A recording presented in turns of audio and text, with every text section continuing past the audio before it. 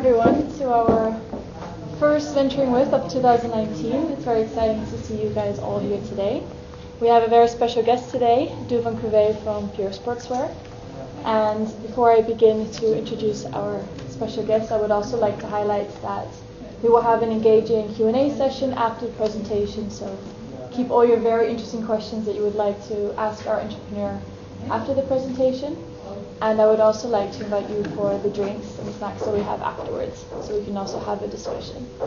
So without further ado, our entrepreneur today, Duvan Couvet, will highlight his journey, the challenges of the company, successes, and the entrepreneurial life. A big warm applause for Duvan, please. Thank you.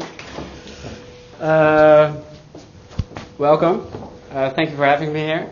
I got invited. Not sure if everybody knows the story, but I was on television, and a few days later I got an invite to come and speak here. Today we're going to speak about our business, that's Pure Sportswear, Motivation to Change. We are the first and only sport brand right now that's from the core business of the core of the business, sustainable, honest, and circular. Later about that. But first of all, to start this session, who of you thinks about being an entrepreneur, having an own business, or have an idea to start for themselves? So basically all these sessions are based on the problems that we have, the problems that we solve, where we go to, and what we learn from it. But where did it all start? It's not that we just woke up yesterday and started by ourselves, let's start a sustainable sport brand and change the world. No, what happened is that Pure Sportswear basically exists of three people, Remco, me and Thomas, and we're like the nerds of the elementary school. We were the type of guys that got bullied every time, spent mid-hours crying about bad world, all that kind of stuff, and still became friends after all. What happened is that when you grow older, you have a vision, what do you want, where do you want to go to, where do we belong. And for me at the age of 18 it was always really strong that I'm not going to work for a boss around my 30s. That I want something for myself, I want to build, most people say a legacy, hard word, but I want to build something that I can leave behind or make my mark with in this world, and my friends as well. So what happened is that we didn't know what entrepreneurship was. The only thing that we know was that we had ideas and we had to work those ideas out.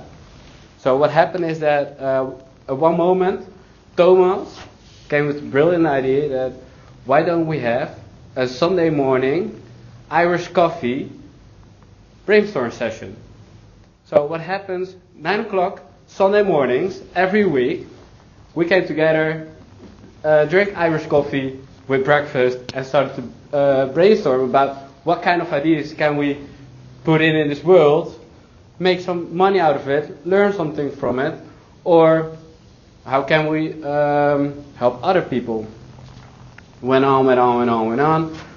Half a year later, we decided, okay, we have to bring it to the next level, because every Sunday morning drinking Irish coffee to brainstorm kind of fucked up. So, and the girlfriend didn't apply as well. So basically what we did, we went to the Wednesday evening, one of us would cook, and then we're going to start really engage what is hot, what's not, and what is in the market right now.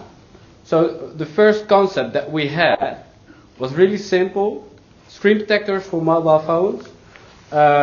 People could buy it by us for a few euros online. We send it on the post, and people didn't have to be at home for the delivery, so they receive it by mail. That's it. But yeah, screen protectors, a few euros, doesn't make a lot of profit, so we basically went big failure, but we learned a lot of it. After that, we found out that the market was asking for Sunday morning breakfast. So what we decided to do, we're from Haarlem, so the market over there is a little bit different than here in Amsterdam. So why don't we start a breakfast delivery service only for the weekend. So what happened is that Goedemorgen Haarlem was born, but that idea didn't came further than the finance table, because in the end, financially, it wasn't worth to go there, wake up really early, deliver all this, wasted people their breakfast and go home. So sometimes with entrepreneurship, you have an idea, and the idea doesn't come further than the table itself. Sometimes you have an idea, you work it out, you make a plan of it, and out of the plan you realize it's going to happen or it's not going to happen, or later in the stadium it happened, but it's a total mess, it's a total failure. That's what happened. So yeah, we could say to ourselves, we were big failure, because every idea that we had didn't work out. So we had to change the course of the way that we think, the way that we applied our knowledge within the business itself, and also had to look to a different way of how could we be an entrepreneur the way that we want to be. So basically what we did, we planned a whole weekend, from Friday evening till Sunday evening, and we just locked ourselves up, pen and paper, without any electricity, mobile phones, all that kind of stuff, and just went total nuts. We started at the beginning of what do we want to do right now? Where do we want to go? How can we create it? And what kind of people do we need to basically create a business? And the problem is, by forcing yourself to create something, you will only destroy. Because a creation of something that is really working is sometimes the work of enthusiasm. Something that just popped up, something that just walks by, or something that you just see no matter where you are. So what we did, we had nothing over the whole weekend, and we were so excited. Okay, now we're gonna have something. After this weekend, we're gonna have the next Steve Jobs, the next Apple, or we have a new product. And at the end of the weekend, there was nothing going on. But at one moment, at the first weekend of September, we have a man weekend. 5 friends go to Center Parks or any other place in Holland. And that's basically the weekend that we spend just with friends, without girlfriends or any kind of stuff. And that's how we relate back on the year that we had together, where we want to go to, and basically childhood stuff, playing Nintendo, drinking beers, all that kind of stuff. And Remco came with a brilliant idea. He said, okay guys, I need to talk to you. I've been thinking for this for over a year. I worked it out, and I found basically the product, the thing that we are gonna launch on the market. And he said, why are these major sport companies producing so many clotheswear? Why is everybody so attached by the brand itself, but doesn't bring anything with it? It's only the brand that you wear, but there are no education behind it. He said, we like the sport. Everybody is sporting. Instagram is big on sport. Facebook is big on sport. Everything is basically related on sport. Everybody that you know has done a sport or is doing a sport. But where's the education in sport further than only it's a team sport, it's an effort, it's your responsibility to show up? Where is the knowledge that brings over sustainability, fair clothing, slow fashion? It wasn't there. So he said, guys, I want to introduce you to an idea that I have. I want to produce sustainable sportwear. And I was like, fuck yeah, totally done. But everybody is asking us right now, after 2 years, are you a success? Success is defined in certain ways. We are a success, yes we are, because we created something that wasn't there. Nike did it with the World Cup in South Africa. They used like 13 million bottles of plastic bottles to create their sport line of sportwear, but it didn't work. And why didn't it work? Because the profit margin for Nike wasn't that high enough that they said, let's go sustainable. let other people do it first, and when it grows, we have the technology to apply in that. And we were like, where did that go wrong? We wanted to do it differently. And that's what us make a success in a business, is that we didn't look at what's already here or where we're going to go to. We went back to the source. Where is sportwear made from? Because we went back to the source, our road to where we are right now is really, really difficult. Because if you produce a t-shirt from cotton, you can get it for less than €3. If you buy it bulk, you can get it, say, for €1 or less. But the environment around it destroys more than basically the profits that you make out of your sportswear. It's not comparable with each other. So we thought, let's go with bamboo.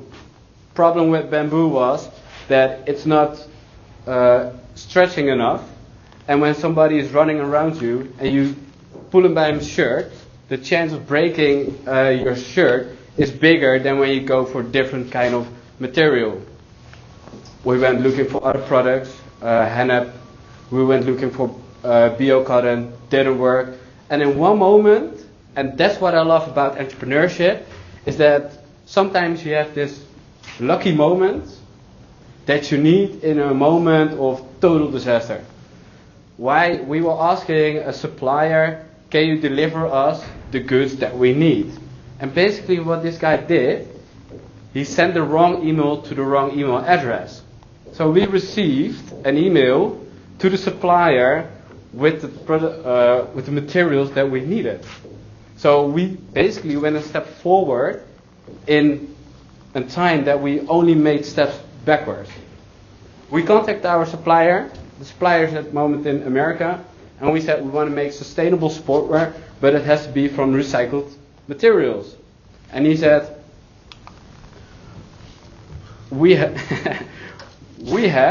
recycled plastic, and we can make for you the whole shirt out of it. And we were like, okay, this is what we need, this is where we go to, and this is basically the beginning of who we are and what we stand for. But the problem is that plastic is an issue right now. Every time when I try to tell people that we make sportwear out of recycled plastic, the first thing they do is like, but microplastic in the water, and plastic is not that okay. So that motivated us to change basically the whole conception of what is plastic and what can we do with plastic. Yeah, plastic is really bad for the environment. I'm not going to talk that good straight. But the thing is that we don't have a better way to recycle plastic at the moment than store it or just burn it up. And by burning up, the more toxic will get in the air, and eventually it will kill us in a way. By storing it up, the ground where it gets stored, all the plastic gets back into the soil, eventually back in our food, in our process and everything else. But have you ever considered the way that every piece of clothes that we have is toxic? Because it's colored, it's made out of materials, it's not always presentable of what it basically is. And the plastic that we use, yeah, if you wash it on low temperature on a hand wash, yeah, it's not that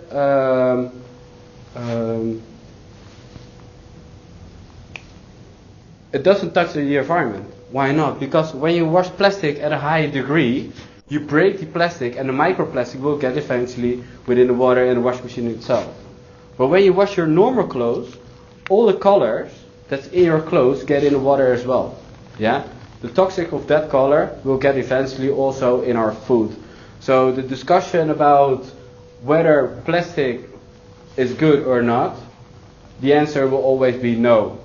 But the way that we try to help plastic give a second chance, instead of being stored or being burned, makes us a success.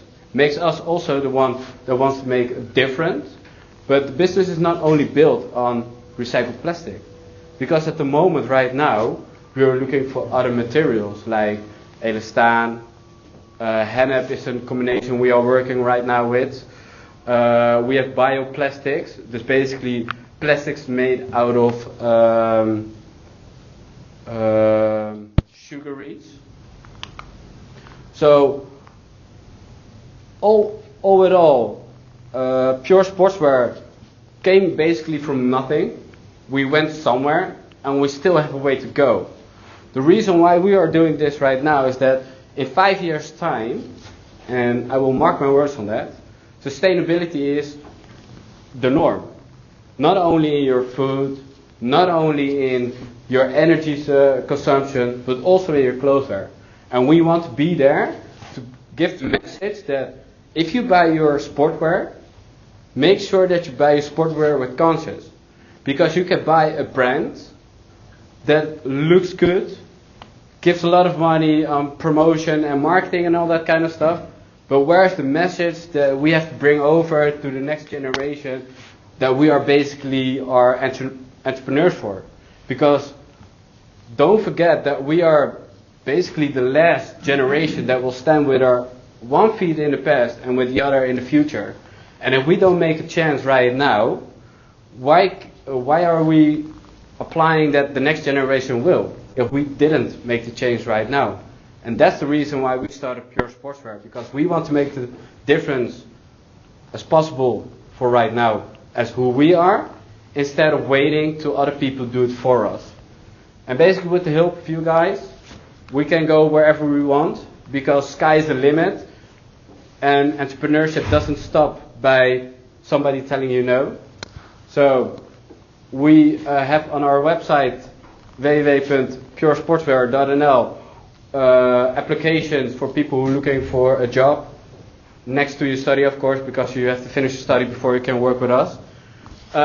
So look around. If you have any ideas to increase or make better, have an idea, just spit it out, help us. And for everybody who's interested, we have a coupon code. If you go to the website, you get 10% off of the shirts. I brought also something with me to show you. Oh, my bag is over here. One moment, please.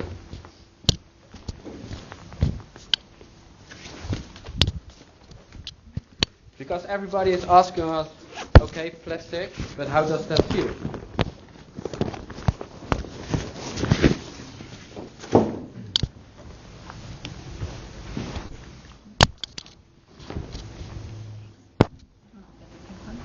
And tell me, does this feel like recycled plastic?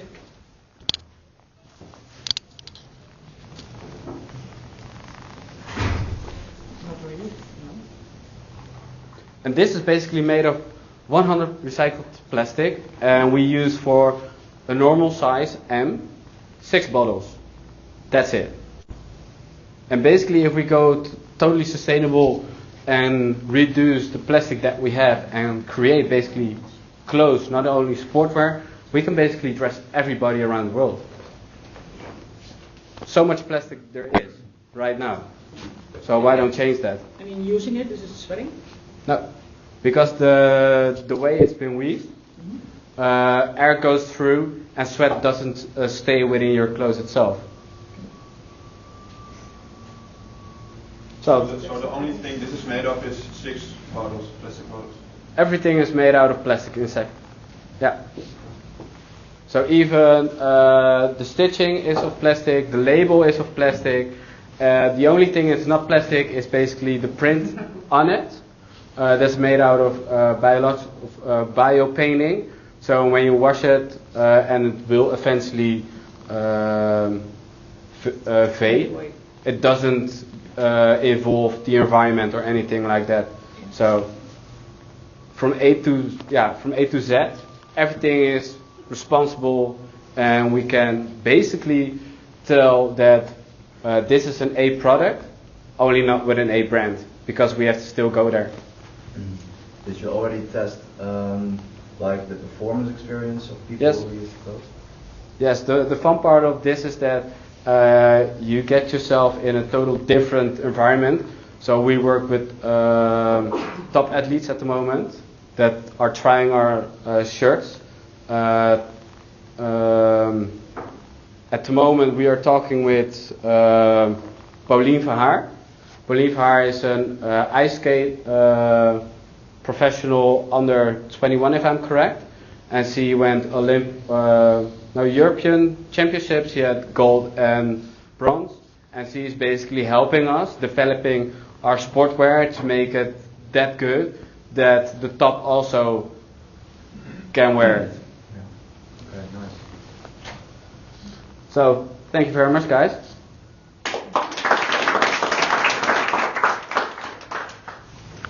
So I already heard some very interesting questions being thrown out, which is great.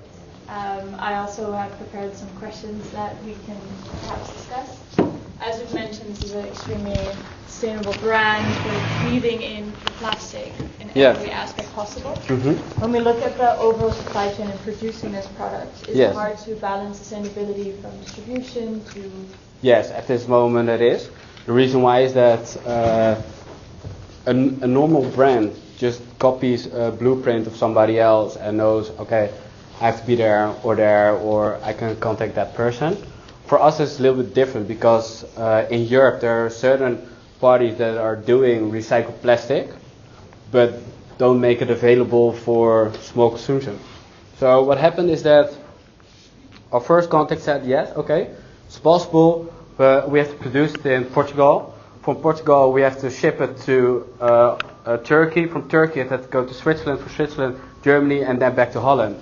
And for us it was like, that's totally not sustainable. It's totally not the way we want to do it. And that's the reason that we find basically with pure luck somebody in America that does the whole production from recycled plastic to make basically the shirt itself and only have to ship it once.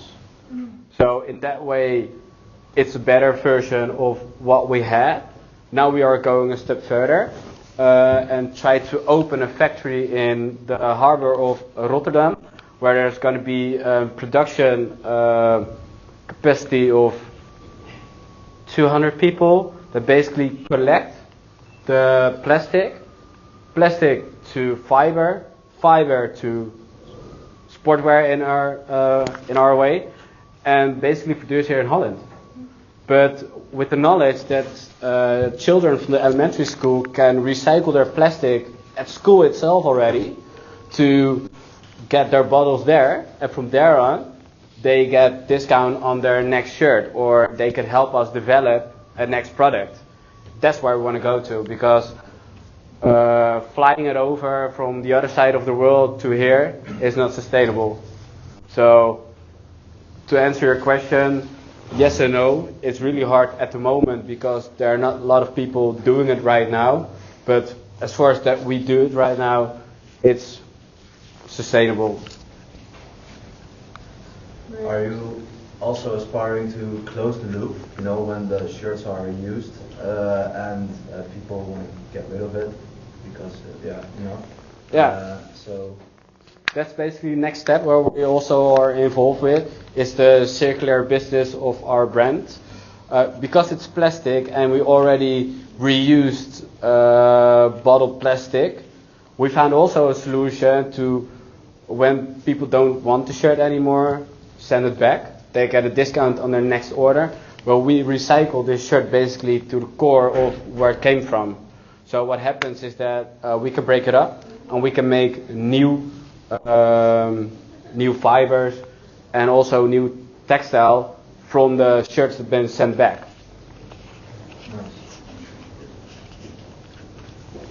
Does anybody else have any questions I would like to ask? How does the brand look at other big sports brands, kind of like doing the same thing like Adidas? The thing is that the question is been asked a lot, is how do you look up or how do you compare yourself with a big brand? That we don't do that. The reason why is that because we are totally different than they are. Adidas has this ocean shoe, basically lovely product, have it myself, but the thing is that they still have products that are not sustainable. They still have products that are produced in certain sense that are not reliable for. By us it's that we want to do different. Every step during the way of producing our shirt, I can tell you where it came from. I can tell you how much the person that made your shirt got paid to basically produce your t-shirt. If you go to an Adidas or a Nike or anything like that, they are not able to tell you that. They cannot tell you that because it's losing their face of what company it is. We want to do it differently, and we said, okay, we want to let you as customer know, where does your product come from? How much do I pay for my product, and how much did the person who made my product got paid? Why? Because everybody deserves an honest loan. Doesn't matter that we are here in the West and they are in America, South America, or in Asia or anywhere else, but everybody deserves a fair loan. So if we cannot tell you how much that person made out of creating your sports shirt, we don't have an existence. Maybe a nice follow-up question regarding what you just mentioned about top brands and their niche with integrating plastic into the products. Yeah. What do you think would happen, or market segment-wise, if this Adidas would replicate or copy your product idea? If they would Are you worried about this? Is No. No. No, it's basically a dream come true. Because that means that we did something that other companies were also interested in. And if they open the door for us, we're already there. So the only thing that we have to do is just step up our game. That's it. But the problem now is that we have to fight against closed doors, because all these big brands are 4 or 5 steps ahead of us. And we don't want to compare ourselves with them, but you get compared by people who buy your brand, asking you the questions, why is it expensive? Or why can I not compare with an Adidas or a Nike shirt? If they open the door for us, it's a whole different game, because that means that everybody is going sustainable. The big brands are basically going sustainable as well. So when people look around on the internet for sustainable sportswear, we are the first to pop up. Because our marketing, our SEO and SAO are so perfect that we just pop up when you put in sustainable sportswear. We come higher than Nike and Adidas online. Why? Because for them it's not their core business. For us it is. So when we build, it's not that we are building on selling the sportswear right now.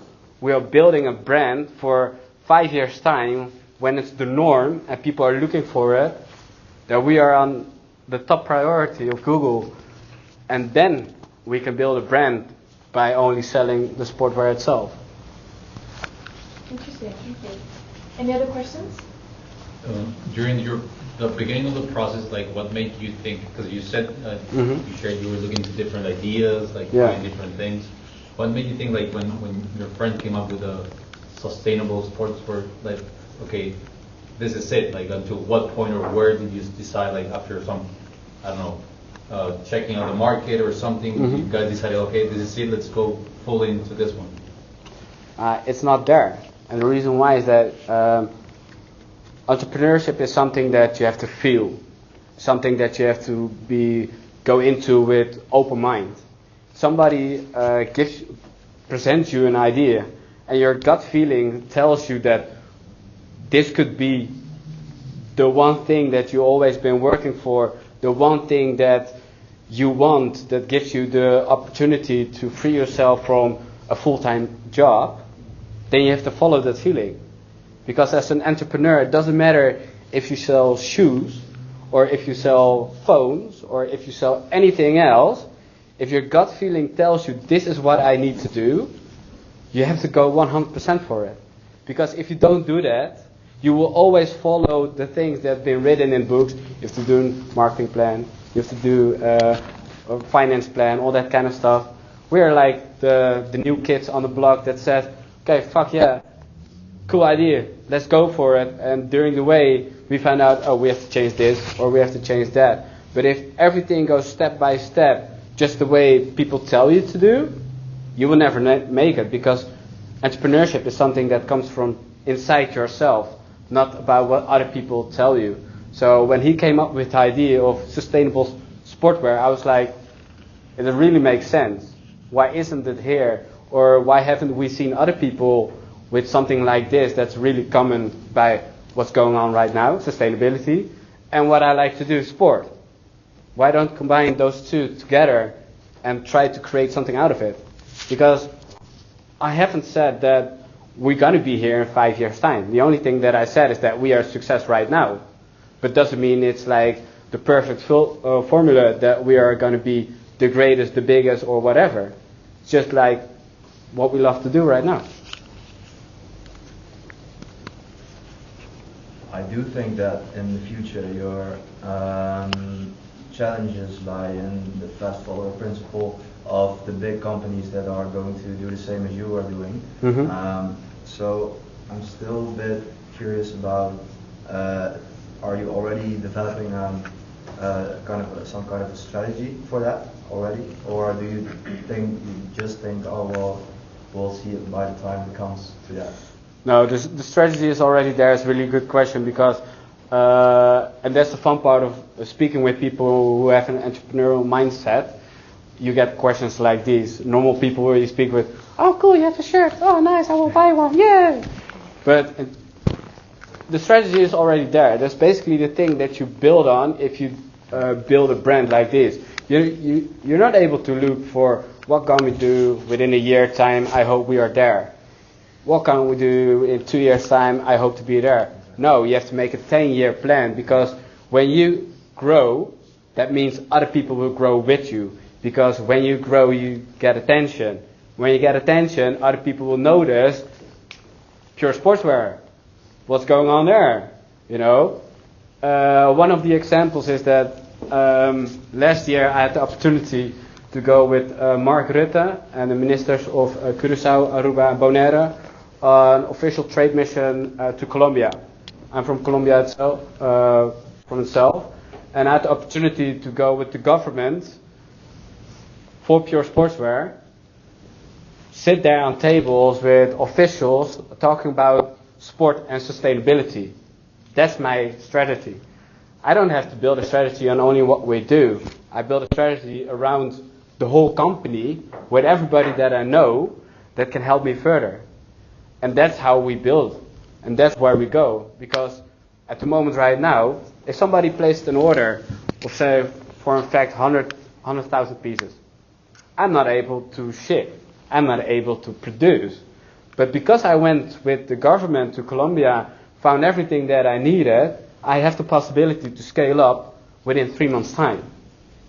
So the whole strategy is just not only the brand itself, but what you do as well next to it to meet people, go to network events, put yourself out there, represent your own brand, even if it's not suitable at that moment for what you're doing. Just make sure that you're out there. That's the strategy that we use. And during the way, you learn so much of other people, and it's basically copy-paste. Because the only thing that we do different is that we reuse other materials to create something that's already there. We give just another twist. So other people are building brands. So YouTube, Google are my best friends. What kind of strategy can we use? And every strategy out of the book is put on here. And every time we look what works and what doesn't. And we don't have any clue where we're going to be in 10 years' time. But the only clue that we have is that as long as you put yourself out there, take the risk, and meet other people that are much further and many steps further than you are, you will get eventually there. But you have to believe in what you're doing and where you're going. When you think about like the products of like sportswear, or in my mind, I don't know, I think Nike, Adidas, they put a lot of money into like research, developing the nanotechnology, the ultimate fabric, and something like that. Like, is that and this is something that you would assume like it's different because sustainability, you don't relate it with that. Like a new brand, you might think, okay, perhaps you don't have the same researchers or so on. Is it just some market thing, or are you like reaching to a new market that doesn't worry about that, but like it's way more in favor towards sustainability than like these high-tech products, or are they even high-tech products to compete with? Or That's basically the answer of your question. Are they high-tech products? The thing is that when you produce a product, yeah, you have to stick with it to make the best out of it, yeah. But a t-shirt still be a t-shirt at the end of the day, yeah. So what you have to do is, now we have a t-shirt, we can say it's dry fit. Why? Because it doesn't get any sweat. It dry up really quickly because of the weaving of the product itself.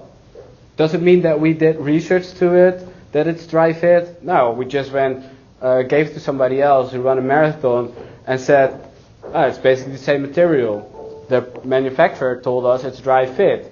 But yeah, he could tell us it's dry fit, but we have to test it ourselves. So all these major brands are basically creating terms that they say, okay, I give this name to let other people buy my product. But we are the one that said, okay, I give you a t-shirt, sportwear, we tell you it's this, and I'm not going to make it shinier or more beautiful than it already is. Because the reason why we sell it is because we want to give something back to where we come from. And that's Mother Nature. So we have to apply with that as well when we produce something. I could tell you it's weaving with gold. Or I can marketing it in like, it's the best sport shirt in the world. No, it's just a sport shirt. The only thing that makes it special is the story behind it. No technology difference.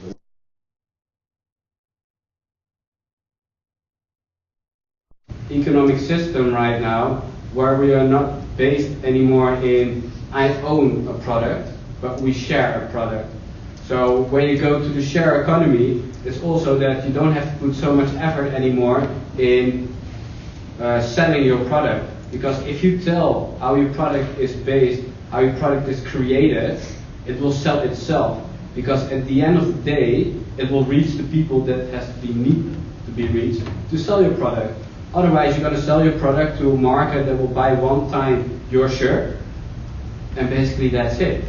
But we are now in a market that when you buy a product, you want to stick with a product because that's who you are, that's your identity, that's what we go for. Not only the price or the brand itself, no, it's the story behind it and what you can represent with it.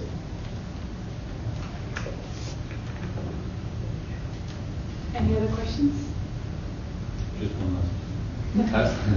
Have you been approached by any other big company to buy your company, or would you sell? Or?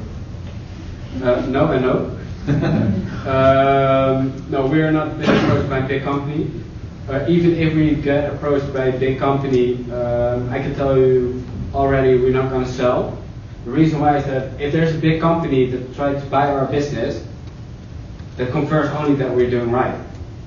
And that's the only thing that you basically need to succeed to the next step. Other people buy your product, there are other people who want to buy your product as well.